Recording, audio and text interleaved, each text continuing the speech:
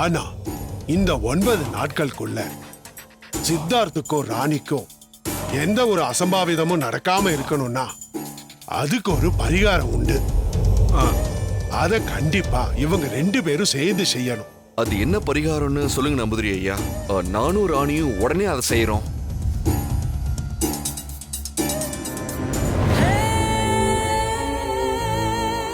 பரிகாரம் சொல்லதான் போறேன். ஆனா அது நீங்க 2 பேரும் சேர்றதுக்கான பரிகாரம் இல்ல. நானும் என்னோட அகோர அதிபதியும் சேர்றதுக்கான பரிகாரம். நான் சொல்ற இந்த பரிகாரத்தை நீங்க செஞ்சு முடிச்சா மட்டும்தான் அந்த பொட்டியில அடப்பட்டு இருக்க என்னோட அகோர அதிபதியால வெளியே வர முடியும். ஐயா நம்புகிறே ஐயா, அந்த பரிகாரம் என்னன்னு சொல்லுங்க. சித்தார்த், ராணி, நான் சொல்றத கவனமாயிட்டு கேளுங்க. இங்க இருந்து சரியா 9 கிலோமீட்டர்ல மேற்கால கும்பகரன்னு ஒரு ஊர் இருக்கு. அங்க பல சங்கடங்கள்ல தீர்க்கிற சக்தி வாய்ந்த ஒரு கோவில் இருக்கு. அந்த கோவிலோட வலது பக்கத்துல அசல தீப பெட்டின்னு பரிகாரம் செலுத்தக்கூடிய ஒரு பழங்கால பெட்டி ஒண்ணு இருக்கு.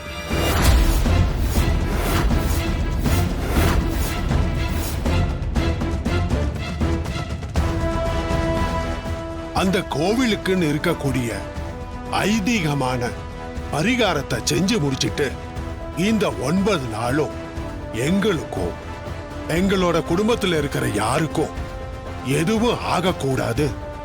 இந்த 9 நாள் முடிவுல எங்களுக்கு நடக்க வேண்டிய சடங்குகள் நல்லபடியா நடந்து முடியணும்னு நீங்கள் 2 பேரும் மனசுக்குள்ள நல்லா வேண்டிக்கிட்டு அந்த அசல தீப பெட்டியோட 4 மூலையிலையும் ராணி விளக்கேத்தணும். விளக்கேத்தி முடிச்சிட்டு திரும்பி பார்க்காம நீங்கள் 2 பேரும் வீடு வந்து சேரணும்.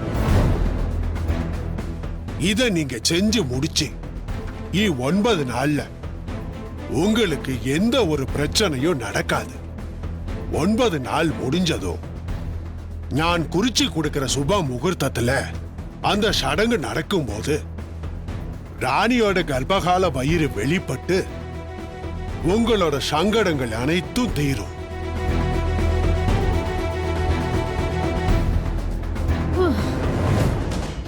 இந்த 9 நாளைக்குள்ள என்னோட துணையை நான் வெளியே கொண்டு வந்து அகோர அதிபதியோட ராணியாக போறேன். நம்பூதிரி ஐயா, இப்ப நீங்க இதை சொன்னதுக்கு அப்புறம் தான் என் மனசுக்கு கொஞ்சம் நிம்மதியா இருக்கு. நீங்க சொன்ன மாதிரி இவங்க 2 பேரும் அந்த பரிகாரத்தை நல்லபடியா செஞ்சு முடிச்சிடுவாங்க. ஆமா நம்பூதிரி, அவங்களுக்கு கடவுளோட அருள் நிறைய இருக்கு. எந்த குறையும் இல்லாம இந்த பரிகாரத்தை செஞ்சு முடிச்சிடுவாங்க.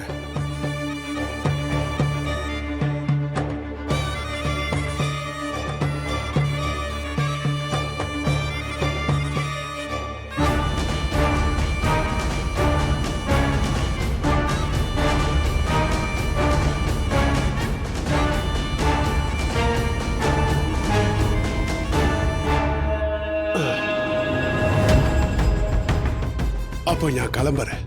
வாங்க நம்பூதிரி ஐயா, ரொம்ப நன்றி. நீங்கள் 2 பேரும் நல்லபடியா பரிகாரத்தை முடிச்சிட்டு வாங்க.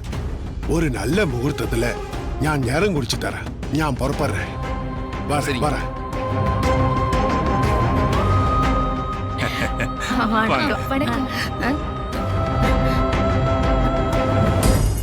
என்ன தமன்னா கண்டுக்காம போறாரு?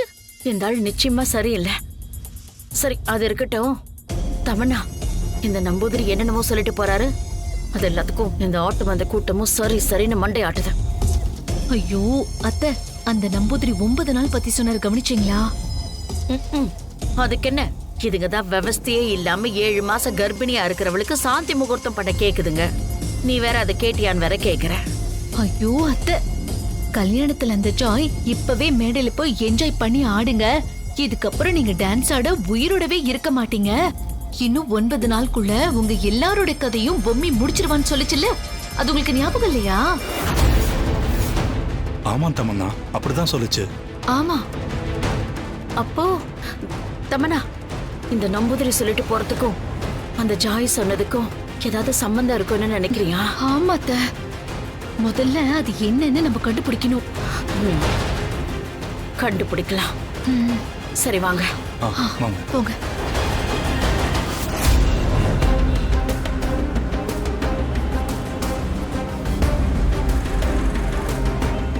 மேடம், நீங்க கேட்ட மொபைல் சர்வீஸ் கடை அங்க இருக்கு மேடம்.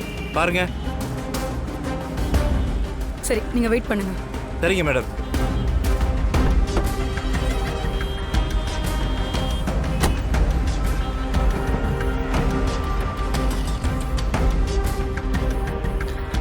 தம்பி, சொல்லுங்க மேடம்.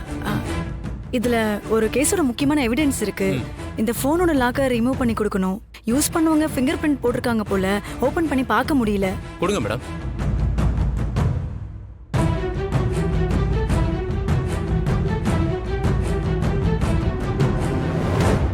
சரிங்க மேடம், நான் லாக்கை ஓபன் பண்ணி கொடுக்குறேன். தம்பி, இதுல இருக்க எந்த டேட்டாவும் எரேஸ் ஆகக்கூடாது. கொஞ்சம் ஜாக்கிரதையா ஹேண்டில் பண்ணுங்க. சரிங்க மேடம், டைம் ஆகும், கொஞ்சம் வெயிட் பண்ணுங்க மேடம். சரி தம்பி, கொஞ்சம் சீக்கிரம் பண்ணிடுங்க. Okay madam.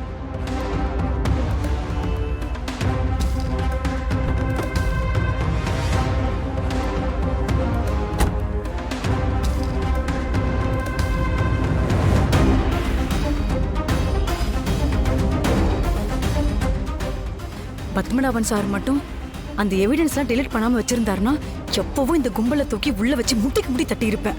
இவ்வளவு நாள் இந்த கும்பலை வெளியில நடமாடவே விட்டுருக்க மாட்டேன்.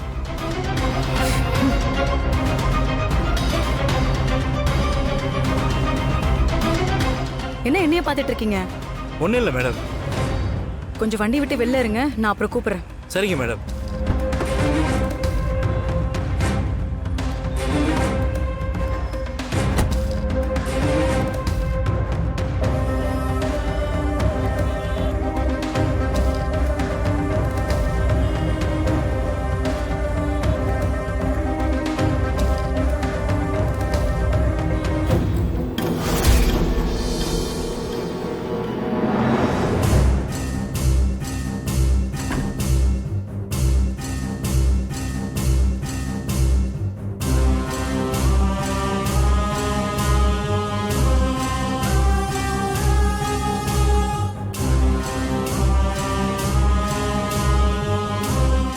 என்னடா இது? நேத்து நம்பூதிரி சாமி என்னாண்ட போன்ல பேசும்போது வேற மாதிரி சொன்னாரு. ஆனா இன்னைக்கு வீட்ல நேர்ல வந்து வேற மாதிரி மாத்தில பேசுறாரு. நினைச்சது கிடைச்சாலும் அது முழுசா உரிமை கொண்டாட முடியலையே. பேசாம பொம்மி அக்காவை கூப்பிட்டு இதுக்கு என்ன தீர்வுன்னு கேட்டுடலாமா?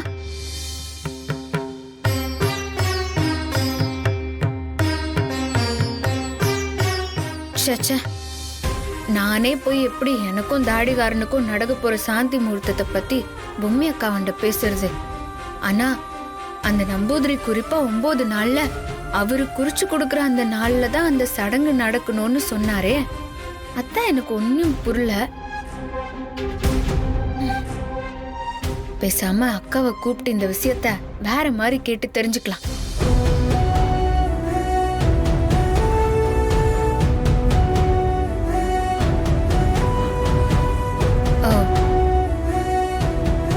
பொம்மியக்கா,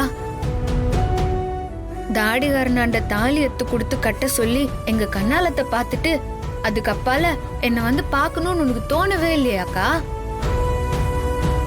அக்கா வாக்கா.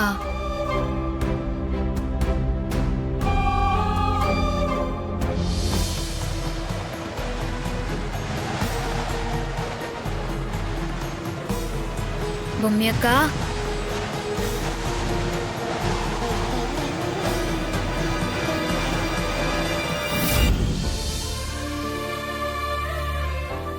என்ன ராணி இப்படி கேட்டுட்ட? போக்கா, நீ என்னாண்ட பேசாத. ஏன் ராணி, என் மேல கோவமா? பின்ன இருக்காதா? கண்ணால முடிஞ்சதும் உன்னாண்ட ஆசீர்வாதம் வாங்கணும்னு நான் எம்மா ஆசையா காத்து நின்றேன் தெரியுமா? என்னோட ஆசீர்வாதம் எப்பவுமே உனக்கு இருக்கும் ராணி. இத்தையதான் அந்த நம்பூதிரி சாமியும் சொன்னாரு.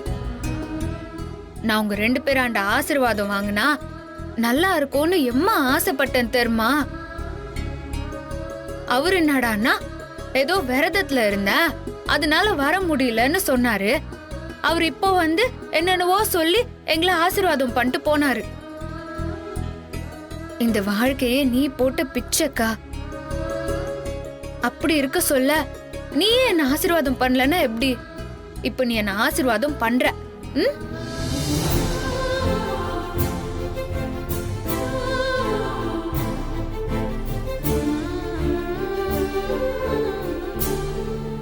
ராணி, நீ எப்பவும் சீரும் சிறப்புமா வேம்பு சாரோட சந்தோஷமா வாழணும். ஏங்கா, இன்னில இருந்து 9வது நாள்ல ஏதாவது விசேஷம் நடக்க போதா?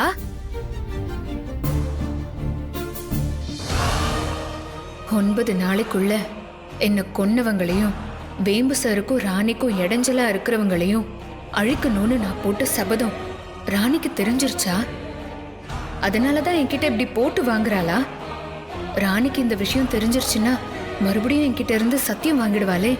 இன்னைக்கு இங்க நம்பூதிரி வந்தாரா? அவர் வந்துட்டு போன விஷயமே நமக்கு தெரியல. அக்கா, என்ன நான் கேட்டுனே இருக்கிற, நீ பாட்டுக்கு ஏதோ யோசிச்சுனே இருக்கிற. அதெல்லாம் ஒண்ணும் இல்ல ராணி. அம்மா, ஏன் திடீர்னு 9வது நாள் விசேஷமானு கேக்குற? நீ காரணம் இல்லாம எதையும் கேட்க மாட்டியே. இல்லக்கா, 9வது நாள் முடிஞ்சிருச்சுன்னா எனக்கு 7வது மாசம் முடிஞ்சு 8ஆம் மாசம் தொடங்கிரும். வாழ்த்துக்கள் ராணி. இன்னும் 2 மாசத்துல பாப்பா இந்த பூமியில பிறந்துருவா. ராணி, நீ உன் மனசுல என்ன நினைக்கிறியோ அது கண்டிப்பா நடக்கும். அது உன்னோட அக்கா நான் நடத்தி வைப்பேன்.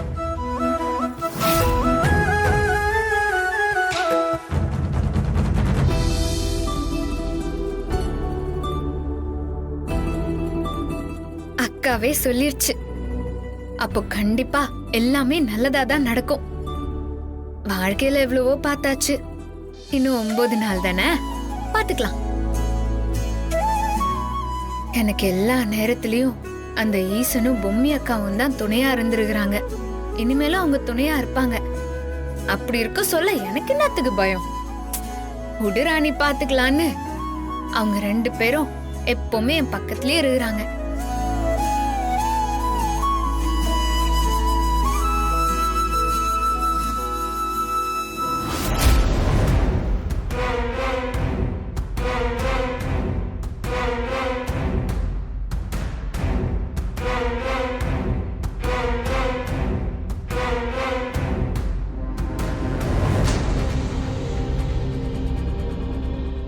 என்னத்த ஏதோ டென்ஷனா யோசிச்சுட்டு இருக்கீங்க? நடக்கிறது எல்லாம் பார்த்தா எப்படி என்னால நார்மலா இருக்க முடியும் தமன்னா? நமக்கு உதவி செஞ்ச லேக்கா, அல்லலிம், லாமியா இப்படி எல்லாருமே போயிட்டாங்க. இந்த மனோ வேற எங்க போனான்னே தெரியல. யார்கிட்ட என்ன உதவி கேட்கறதுன்னே தெரியலையே. இப்போதைக்கு நமக்கு கடைசியா ஆதரவா இருக்கிற ஒரே ஆளு அந்த கமண்டலன் மட்டும்தான். நீ முதல்ல அவருக்கு போனை போடு. அத்தை, நானே 2-3 நாளா கமண்டலனுக்கு ஃபோன் பண்ணி பார்த்தேன். அவன் போனே எடுக்கல அத்தை. அதனால நேர்ல போய் பார்க்கலான்னு போய் பார்த்தா ஆளு எங்க போனாரு, எங்க இருக்காருன்னு ஒண்ணுமே தெரியல அத்தை. என்ன தம்மண்ணா சொல்ற? அவனையும் ஆளை காணுமா? அக்கா, பேசாம நாம இந்த நம்பூதிரியை போய் பார்த்தா என்ன? அவரை போய் பார்த்து அவருக்கு ஒரு பெரிய அமௌண்டா கொடுத்து அவரை நம்ம வழிக்கு கொண்டு வந்தா மட்டும்தான் நாம உயிர் பழைக்கிறதுக்கு ஏதாவது ஒரு வழி கிடைக்கும்.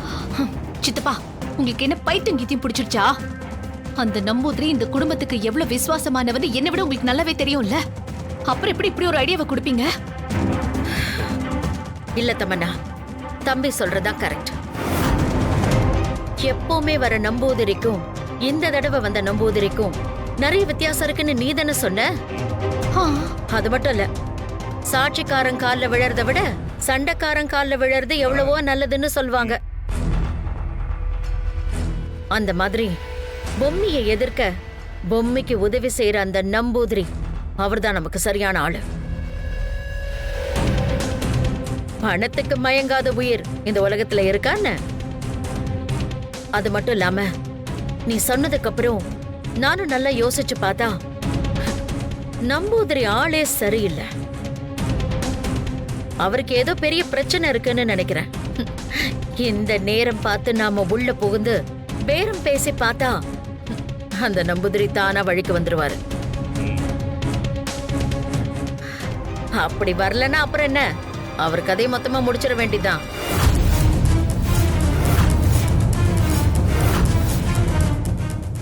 அப்ப சரிதான் அத்தை. எதுக்கு தள்ளி போட்டுக்கிட்டு போய் நம்பூதிரியை பார்த்து நம்ம பேசிட்டு வந்துடலாம். வாங்க. சரி, கிளம்புங்க. வாங்க, வாங்க. ராணிக்கு இந்த விஷயத்த ஃபோன் பண்ணி சொல்லலாம்.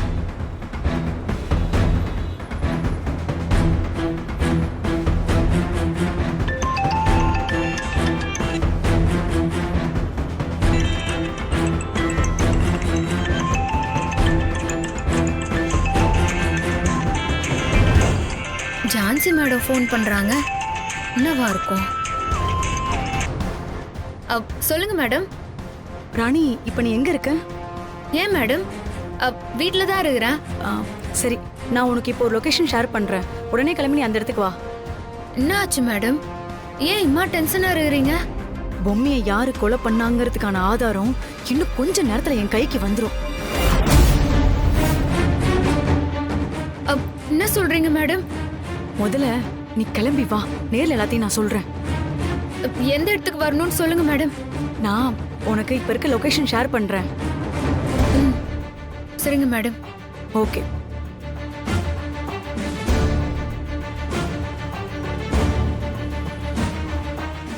இந்த விஷயத்தை இப்போதைக்கு வீட்ல இருக்கிறவங்களாண்ட சொன்னா எல்லாரும் பயந்துருவாங்க.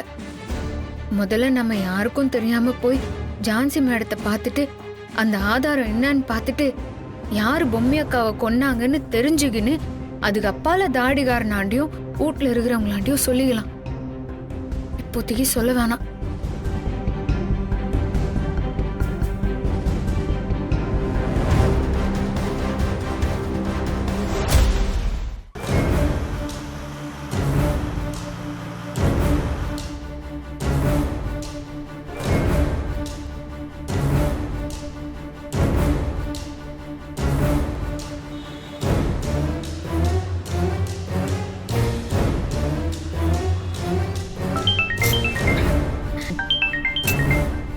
யார் இது நேரங்கிட்ட நேரத்துல ஃபோன் பண்றது? மேடம், ஜான்சி மேடம் மொபைல் கடைக்கு வந்து ஒரு போனை கொடுத்துருக்காங்க. பொம்மையை கொலை பண்ணது யாருன்னு இன்னும் கொஞ்ச நேரத்துல ஆதாரத்தோட தெரிஞ்சிருமா. நீ உடனே கிளம்பி வான்னு ராணிக்கு போன் பண்ணி சொல்லியிருக்காங்க. ஐயோ, என்ன சொல்ற? அந்த தகவலை உடனே உங்களுக்கு சொல்றதுக்கு தான் நான் உங்களுக்கு போன் பண்ணேன். அத்தை, என்னாச்சு? ஒரு நிமிஷம் இரு. சரி சரி, சரியான நேரத்துக்கு ஃபோன் பண்ணி எனக்கு இன்ஃபர்மேஷன் கொடுத்துருக்க. அது எந்த கடை, அது எங்க இருக்கு, அந்த டீடைல்ஸ்லாம் எனக்கு உடனே ஃபோன்ல அனுப்பு. இதுக்கப்புறம் நான் பாத்துக்கிறேன். உனக்கு வந்து சேர வேண்டிய பணம் கரெக்டா உன் அக்கௌண்ட்டுக்கு வந்துடும். சரிங்க மேடம்.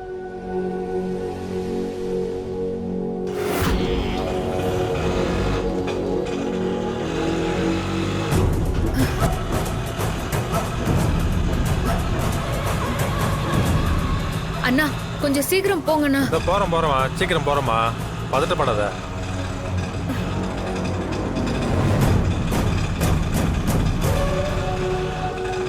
அதுக்காண்டி யாருன்னு மட்டும் தெரியட்டும்.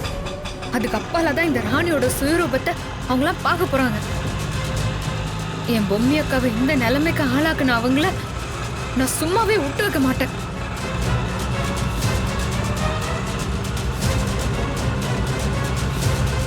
பாப்பா, நீங்க உலகத்துக்கு வரத்துக்கு முன்னாடியே அவங்க எல்லாரையும் நான் ஒரு வழி பண்ணாம விட மாட்டேன்.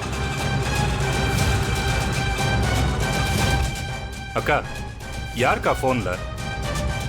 எதுக்காக இவ்வளவு டென்ஷனா இருக்கீங்க? என்ன நடந்திருக்கு தெரியுமா?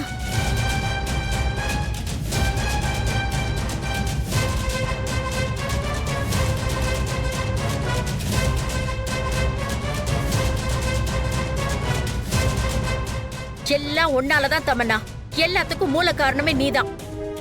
உன் போனை நீ ஒழுங்கா வச்சிருக்காம இப்ப எல்லாரையும் மாட்டி விட்டுட்ட. அந்த போன் யார் கைக்கு போக கூடாதுன்னு நினைச்சோமோ கரெக்டா அவ கையில போய் மாட்டி இருக்கு. தமன்னா, அந்த ஃபாரஸ்ட் ஆபீசர் கிட்ட இருந்து பொம்மையை கொன்ன வீடியோவை ரெக்கவர் பண்ணதையும் அந்த போன்ல தானே நீ டவுன்லோட் பண்ணி வச்சிருக்க? போச்சு, எல்லாம் போச்சு அக்கா, எல்லாம் போச்சுக்கா. வசமா நம்ம மாட்டிக்கிட்டோம்.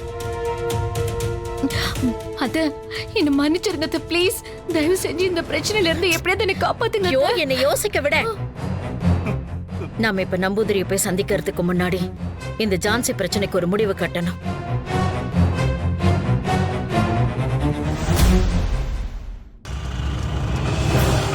அண்ணா சீக்கிரம் போங்கண்ணா. போயிடலாமா?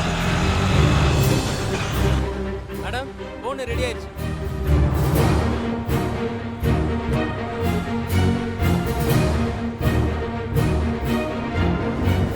தம்பி ஃபோன் ரெடி ஆயிடுச்சா? இதோ ஒரு நிமிஷம் மேடம்.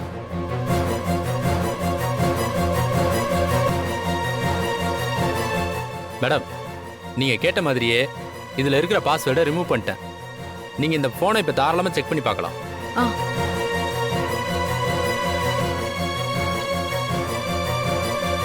ஓகே, ரொம்ப தேங்க்ஸ் தம்பி. எவ்வளவு பே பண்ணணும்? பரவாயில்ல மேடம், இன்வெஸ்டிகேஷனுக்காக தானே கேட்டீங்க. உங்க நல்ல நோக்கத்துக்கு எங்களால முடிஞ்ச ஒரு சின்ன உதவி மேடம். ஓகே, ரொம்ப தேங்க்ஸ். Thank you madam.